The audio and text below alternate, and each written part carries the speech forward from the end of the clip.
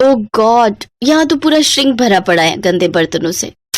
सब बर्तन जूठे पड़े हैं। अब मैं खाना कैसे बनाऊं? ये मेरी देवरानी दिव्या भी ना एक नंबर की आलसी है। सुबह जब शीला बर्तन धोकर जाती है तब तो सबके लिए नाश्ता बना लेती है, लेकिन जब शाम को यहाँ बर्तनों का पहाड़ इकट्ठा होता है तो वो महारानी अपने कमरे में चूहे की तरह डूबकर बैठ जाती है। अभी बताती हूँ मैं इसे। दिव्या, अरे ओ दिव्या, कहाँ है? क्या हुआ जेठानी जी? मुझे बिग बॉस देखना है। अरे मुझे यहाँ सबके लिए रात का खाना बनाना है, लेकिन यहाँ तो बर्तनों का ढेर लगा हुआ है और तू महारानी है कि जिसे अपना बिग बॉस देखना है। चल पहले जल्दी से सारे बर्तन धो। हैं? क्या मैं बर्तन धो? ना बाबा ना, मैंने आज ही मैनिक्योर करवाया है, फिर उसके पैसे वेस्ट चले जाएंगे। ये तो तेरा हर हफ्ते का बहाना है।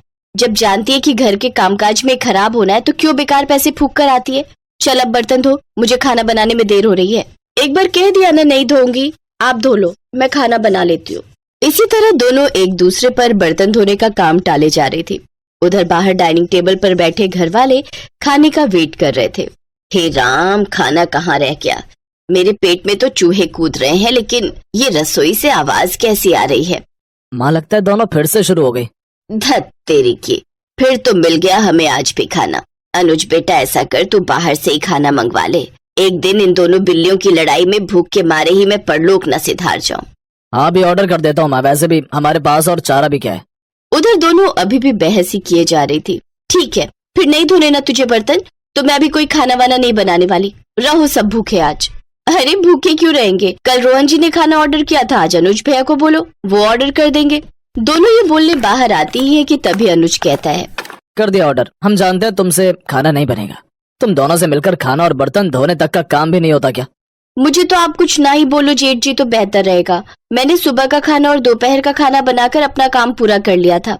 सिर्फ रोटियां सेकने को दोपहर का खाना बनाना नहीं कहते। हाँ, अब जो भी हो, काम तो हुआ था ना। बस करो, दोनों रिकॉर्डर की तरह शुरू होती हो तो बचती ही रहती हो। कुछ देर बाद डिलीवरी बॉय खाना ले आता है। सब चुपचाप उस खाने को खा लेते हैं। अगली रात दोनों में फिर से रात की रसोई का संग्राम छिड़ जाता है। तभी पड़ोस की कमला आंटी वहाँ आती है। ये ले रश्मि, आज अपनी बेटी के यहाँ गई थी। उसके बेटे का मुंडन था ना, तो वहीं भंडारा था। सोचा तुम्हारे लिए प्रसाद लेती चलूं। लो, तुम सब भी खा लेना। अरे वाह, फिर तो आज रात की रसोई बनानी नहीं पड़ेगी और ना वो बर्तन धोने पड़ेंगे।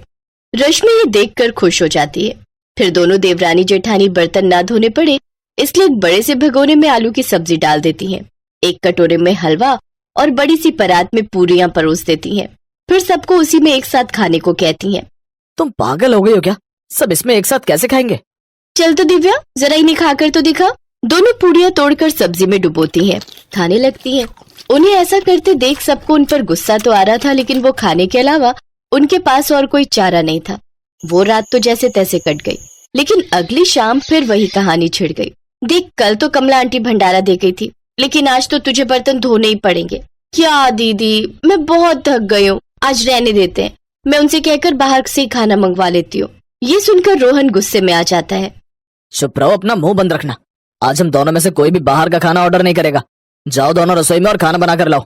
दोनों डर के मारे किचन में चली जाती है। क्या करे दीदी, अब तो रात की रसोई करनी पड़ेगी। अच्छा एक काम करते हैं, आप ये बर्तन धो लो तो मैं सबके लिए पुलाव बना दूंगी। हा, आई बड़ी बर्तन धो दो, खुद धो ले समझी। और रही उन लोगों के बाहर का खाना ना खाने की बात, तो कोई बात नहीं, हम उन्हें बाहर का खाना मंगवाने के लिए नहीं कहेंगे और ना ही हम खुद घर पर बनाएंगे। मैं कुछ समझी नहीं, अभी बताती हूँ। रश्मि डब्बे समेत नमकीन, मुरमुरा और बिस्कुट लेकर घर वालों के सामने रख देती है। ये रहा आप लोगों का आज का खाना। इन दोनों का बस चलेगा ना तो हमें रोज मंदिर के बाहर लंगर में बैठकर ही रात का खाना खाना पड़ेगा। इनके रहते तो हमें रात की रसोई नसीब ही नहीं होगी।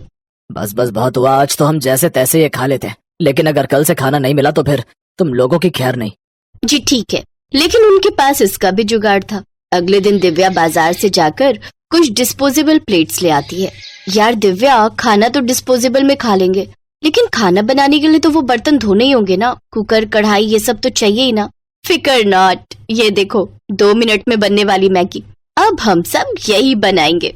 दोनों फिर से काम चोरी दिखाती हैं और नूडल्स बनाकर डिस्पोजेबल में डालकर दे देती हैं। ये देख तीनों अपना माथा पकड़कर बैठ जाते हैं। लेकिन अगले दिन सास ने दोनों बहुओं को सबक सिखाने का फैसला किया। अगली शाम रसोई से बर्तन धोने की आवाज आती है। दीदी, अभी तो हम रसोई में गए भी नहीं, फिर ये बर्तन धोने की आवाज कहाँ से आ रही है? चलो देखते हैं।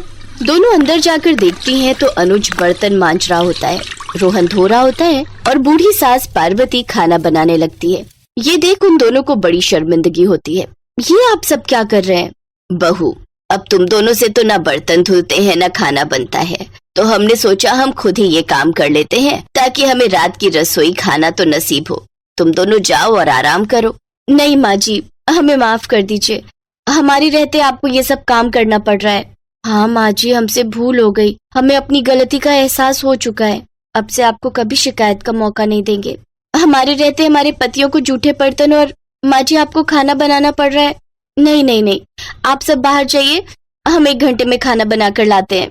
अच्छा ठीक है, तुम कहती हो तो रहने देते हैं। चलो बेटा। माँ और बेटे बाहर आकर खूब हंसते हैं और एक दूसरे को आंख मारकर कहते हैं, मिशन सक्सेसफुल। अगर आपको हमारी वीडियो पसंद आए तो वीडियो को लाइक, शेयर, सब्सक्राइब करें